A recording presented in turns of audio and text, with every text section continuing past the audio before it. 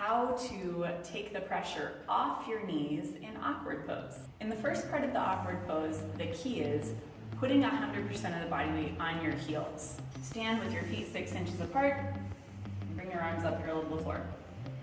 When you exhale, breathing, suck your stomach in, hold it in, and sit down. Stick your hips back first, so your spine is in a straight position to begin with, and right from the start, 100% body weight on the heels. Keep the toes down, but 100% of the weight on the heels, and then I lift my chest up and bend the total spine backward bending. I bring my upper body back, suck my stomach in and lean back, go back into the heels. I'm trying to fall down backwards.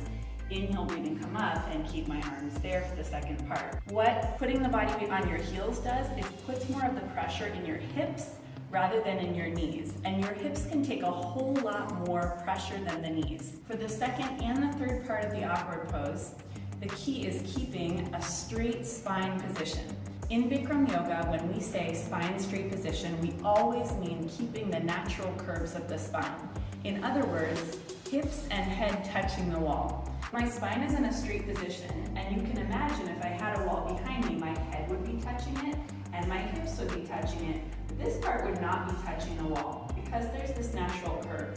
So when I do the second and the third part of awkward pose, I want to keep this spine straight position, which often for a lot of people means I have to think about sticking my hips back a little bit to keep that curve in the spine. Here's what it looks like second part. Stand up on my toes, maximum like a ballerina. Stretch my spine, chest, head, everything up towards the ceiling, and then sit down on top of the toes with my spine in a straight position. Start to finish, I should feel the hips and head touching the wall behind me. Third part, come a little bit on my toes, bring my knees together. Exhale, breathing, suck my stomach in, spine straight, and sit down as slow as possible. At least 10 counts, and I'm thinking about sticking my hips back so that I keep the spine straight position, leaning against the wall.